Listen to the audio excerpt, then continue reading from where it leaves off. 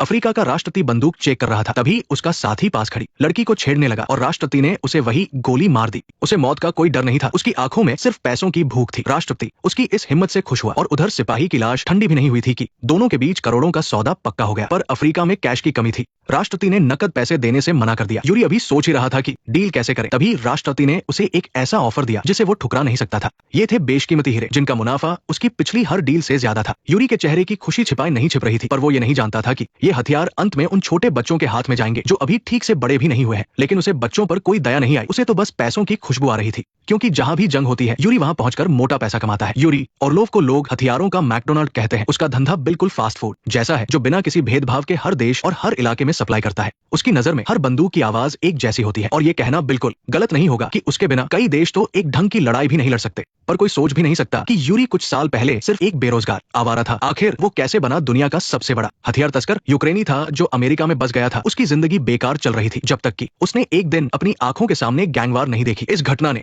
उसकी किस्मत बदल दी। उसे समझ आ गया कि आज के अमेरिका में एक चीज खाने से भी ज्यादा जरूरी है, और वो है हथियार। इस दुनिया में अगर बंदूक नहीं है तो जान बचाना मुश्किल है। इसलिए यूरी ने हथियारों का सौदागर बनने की ठानी। उसने अपने पिता की पहचान से इजराइल की बनी एक उजी गन का जुगाड़ किया। लेकिन यूरी को बंदूकों की ABCD भी नहीं पता थी। पहली डील से पहले उसने मैनुअल रट लिया ताकि ग्राहक के सामने वो एक एक्सपर्ट लगे। लेकिन इस धंधे में ये मायने नहीं रखता कि किसे बंदूक की ज्यादा समझ है। बेशक इससे आपके फिर से बिजनेस करने के मौके कम हो सकते हैं। अपनी होशियारी से उसने जिंदगी की पहली डील पूरी की, लेकिन उसे जल्द ही समझ आ गया कि इन छोटे मोटे सौदों से वो अमीर नहीं बन सकता। अगर बड़ा आदमी बनना है तो सोच बड़ी रखनी होगी और बड़ा धंधा करना होगा। उसने अपने भाई विटाली को साथ लिया ताकि काम बड़ा कर सके। विटाली को ऐसे खतरनाक काम करना पसंद नहीं था, लेकिन आखिर में वो यूरी की बातों में आ गया। पर विटाली का ये डर आगे चलकर एक बहुत बड़ी मुसीबत बनने वाला था। यूरी बर्लिन में हो रहे हथियारों के मेले में गया ताकि बड़े डीलर से मिल सके, लेकिन नया खिलाड़ी होने की वजह से मशहूर डीलर वाइस ने उसे भाव नहीं दिया। ऐसा लग रहा था कि बाजार में अब नए लोगों के लिए कोई जगह नहीं बची है। लेकिन कुछ ही समय बाद उसे एक ऐसा मौका मिला जिसने उसकी जिंदगी बदल दी। 1982 में अमेरिकी फौज लेबनान से हटी। अक्सर वो अपने हथियार वापस नहीं ले जाते, क्योंकि उन्हें अमेरिका वापस ले जाने का खर्चा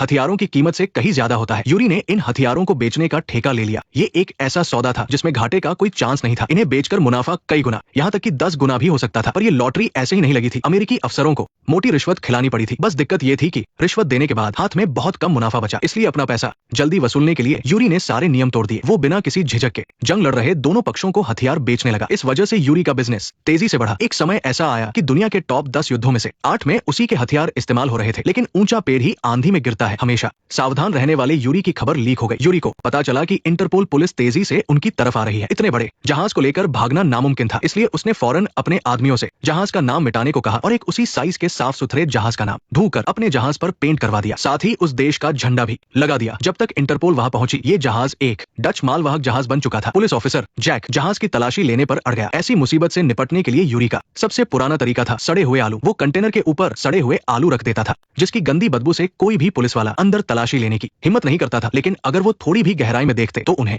आलूओं के नीचे छिपा हथियारों का जखीरा मिल जाता। जब तक तस्करी का रास्ता साफ हो, डील पूरी मानी जाती है। लेकिन इस बार ग्राहक के पास कैश नहीं था। यूरी जानता था कि बदले में ड्रग्स लेना बहुत रिस्की है और ये उसके काम का हिस्सा नहीं है। इससे पकड़े जाने का खतरा कई गुना बढ़ जाता है। यूरी का हथियार का धंधा इतना अच्छा चल रहा था कि वो भूल गया कि वो असल में एक छोटा सौदागर ही है। और जब आप ऐसे खतरनाक मुजरिमों से डील करते हैं तो कभी कभी झुकना पड़ता है। जिंदा वापस लौटना ही असली जीत है। लेकिन इस डील में एक हादसा हुआ। विटाली को नशे की लत लग गई। यूरी को उसे नशा मुक्ति केंद्र भेजना पड़ा। नशा एक ऐसी चीज है जो अगर लग जाए तो इंसान की जिंदगी बर्बाद कर देती है। दोस्तों, आप लोग भी इससे दूर रहना। यूरी जो कभी एक बेकार आवारा था, अब एक कामयाब हथियार तस्कर बन चुका था। जब आदमी के पास पैसा आ जाता है तो उसे एक जीवन साथी की तलाश होती है। यूरी बहुत पहले से एवा नाम की एक एक्ट्रेस को पसंद करता था। उसने पानी की तरह पैसा बहाना शुरू किया और एक आइलैंड पर नकली मुलाकात का नाटक रचा। जब वहां कोई और नहीं था तो जाहिर है बात आगे बढ़नी ही थी। लेकिन सच ये था कि यूरी के पास उतना पैसा नहीं था जितना वो दिखा रहा था। एवा को पाने के चक्कर में उसने अपनी सारी जमा पूंजी खर्च कर दी थी। पर एवा का दिल जीतने के लिए उसे ये घाटा मंजूर था। बाद में दोनों ने शादी कर ली और उनका एक प्यारा सा बेटा भी हुआ। लेकिन अमेरिका से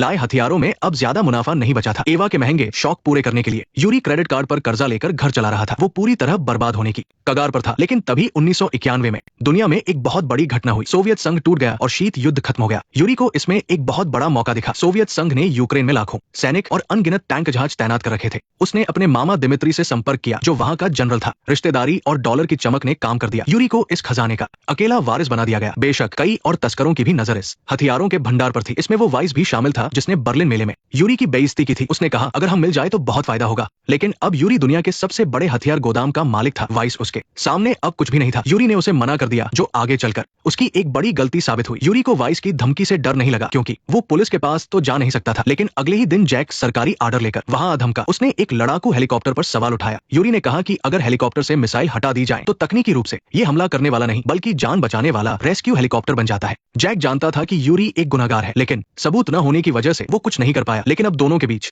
दुश्मनी पक्की हो गई थी। जैक के जाने के बाद वाइस फिर से मिलने आया, पर यूरी ने उसे फिर भगा दिया। जनरल दिमित्री अब यूरी के लिए भगवान बन चुका था। यूरी की समझदारी ने उसे मौत के मुंह से बचा लिया। जैसे ही दिमित्री ने गाड़ी स्टार्ट की, एक जोरदार धमाका हुआ। साफ था कि कोई यूरी को रास्ते से हटाना चाहता है। उसे एहसास हो गया कि ये काम कभी भी उसकी जान ले सकता है। उसे जल्द से जल्द इन हथियारों को पैसों में बदलना था, इसलिए उसने अफ्रीका का रुख किया। यहाँ हथियारों के सौदागरों के लिए स्वर्ग है। वहाँ लगभग हर किसी के पास हथियार है। सबसे बड़ा ग्राहक लाइबेरिया का तानाशाह आंद्रे है, जो एक खूंखार कातिल भी है। उसकी दरिंदगी के किस्से यूरी के आने से पहले ही मशहूर थे। तुम ऐसा क्यों कर रहे हो? अब तुम्हें ये बंदूकें खरीदनी ही होंगी यूरी। यूरी को सैनिकों के मरने से कोई फर्क नहीं पड़ता, क्योंकि यहाँ किसी का मरना आम बात है। उसे सिर्फ अपने मुनाफे से मतलब है। आंद्रे उसकी इस हिम्मत का कायल हो गया। उसने फौरन डील पक्की कर ली, लेकिन जब पैसे देने की बारी आई तो आंद्रे ने कैश देने से मना कर दिया। यूरी उसका कुछ नहीं बिगाड़ सकता था। तभी आंद्रे ने यूरी की तरफ कुछ ब्लड डायमंड्स फेंक दिए। इनका मुनाफा नोटों से कहीं ज्यादा था। इसके बाद यूरी हर हफ्ते हथियार पहुंचाने लगा। अफ्रीका में रडार न होने की वजह से तस्कर हवाई रास्ते का इस्तेमाल करते थे। ये सुरक्षित था जब तक कि किसी को खबर न लग जाए। क्या गड़बड़ है? विमान हथियारों से भरा था, जिसके लिए उसे उम्र कैद हो सकती थी। वो किसी भी हाल में एयरपोर्ट पर नहीं उतर सकता था। हालांकि पायलट स्कूल में सबसे फिसडी था, लेकिन यूरी की तारीफ ने उसमें जोश भर दिया। उसने अपनी जान दांव पर लगा दी और यूरी के लिए एक चमत्कार कर दिखाया। विमान को एक कच्ची जमीन पर सुरक्षित उतार दिया गया। अब सवाल था कि हथियारों का क्या किया जाए। जेल जाने से बेहतर था कि घाटा सहा जाए। उसने सारे हथियार स्थानीय लोगों को मुफ्त में बांट दिए। कुछ ही मिनटों में विमान खाली हो गया। जब तक जैक वहां पहुंचा, सारे सबूत गायब हो चुके थे। क्या वो भाग गया? नहीं, तुम भाग नहीं सकते। इसे गायब कर दो साहब। यहाँ लोग अक्सर गायब हो जाते हैं। मैं ऐसा नहीं कर सकता। यहाँ कौन देखेगा? अगर मैंने ऐसा किया तो ये खबर दब नहीं पाएगी। यूरी बाल बाल बच गया, लेकिन बिना रडार वाले अफ्रीका में उसका पकड़ा जाना महज इत्तेफाक नहीं था। जब वो होटल वापस आया तो आंद्रे ने उसके लिए एक तोहफा तैयार रखा था। पता चला कि यूरी के साथ ही नहीं मुखबिरी की थी और दिमित्री की मौत का जिम्मेदार भी वही था। लेकिन यूरी खुद को सिर्फ एक व्यापारी मानता था। उसने कभी अपने हाथ खून से नहीं रंगे थे, इसलिए उसे कोई पछतावा नहीं होता था। तुम उसे मारना नहीं चाहते या बस जिम्मेदारी नहीं लेना चाहते? चलो इसे साथ में करते हैं। ये तुम्हारे लिए भयानक अनुभव होगा। तुम्हें पता है कि तुम जब चाहो रुक सकते हो, लेकिन मुझे पता है तुम नहीं रुकोगे। पहली बार किसी की जान लेने से यूरी हिल गया था। उसने इस दर्द को भुलाने के लिए नशा किया। नशे की हालत में उसे वो खौफनाक मंजर दिखाई देने लगे, जिन्हें वो अब तक अनदेखा करता आया था। आखिरकार उसका जमीर जाग गया। अब वो खुद को निर्दोष नहीं मान सकता था। उसने जुर्म की दुनिया छोड़ने का फैसला किया। उसने वैध कारोबार शुरू कर दिया। साइलेंस। उसके इस बदलाव से पुलिस भी हैरान थी, लेकिन हथियारों के मुकाबले इस धंधे में कमाई बहुत कम थी। तभी आंद्रे को हथियारों की सख्त जरूरत पड़ी। उसने यूरी को एक बड़ा हीरा दिखाया। उस चमक को देखकर यूरी खुद को रोक नहीं पाया और फिर से उसी रास्ते पर चल पड़ा। यूरी ने सोचा ये उसका आखिरी काम होगा। उसने अपने भाई विताली को भी साथ ले लिया, जो सुधर चुका था। विताली आना नहीं चाहता था, लेकिन भाई की बात मान ली। उसे नहीं पता था कि ये सफर उसकी जान ले लेगा। डील सिएरा लियोन में होनी थी। यूरी के लिए हर ग्राहक एक जैसा था, लेकिन विताली ने देखा कि पास ही कुछ दरिंदे एक माँ और बच्चे को मार रहे थे। अगर ये डील पूरी हुई तो यहाँ कत्लेआम मच जाएगा। ये तो बस शुरुआत थी। साइलेंस। यूरी ने इन बातों को नजरअंदाज कर दिया, लेकिन विताली ने ठान लिया था कि वो इस पाप को और नहीं बढ़ने देगा। Screaming explosion. लेकिन दुनिया में हथियार बेचने वालों की कमी नहीं है। अगर यूरी नहीं बेचता तो कोई और बेचता। यूरी ने अपना सौदा पूरा किया। वो अपने भाई को जिंदा नहीं कर सका। साइलेंस। विताली की लाश को वापस लाते समय उसके शरीर में फंसी एक गोली ने यूरी को फंसा दिया और उसे गिरफ्तार कर लिया गया। यूरी ने अपनी गिरफ्तारी को सहजता से स्वीकार किया। उसने जैक को जो बताया, उससे जैक के होश उड़ गए। यूरी के रिहा होने की वजह बहुत साफ थी। दुनिया का सबसे बड़ा हथियारों का सौदागर खुद अमेरिकी राष्ट्रपति है। सरकार जो काम सीधे तौर पर नहीं कर सकती, उसके लिए उन्हें यूरी जैसे लोगों की जरूरत पड़ती है। साइलेंस। यही वजह थी कि यूरी को वहां से जाने दिया गया। बिल्कुल वैसा ही हुआ। यूरी को बाइज्जत बरी कर दिया गया। वो फिर से अपने धंधे में लग गया। वो समझ चुका था कि वो इस खेल का महज एक प्यादा है। साइलेंस। भले ही उसे वारलॉर्ड कहा जाए, लेकिन वो सिर्फ एक ढाल है। असली जंग के सौदागर तो वो है जो अपनी सत्ता और फायदे के लिए दुनिया में लड़ाइयां करवाते हैं। यही कड़वा सच है। नेक्स्ट पार्ट देखने के लिए वीडियो को लाइक करो।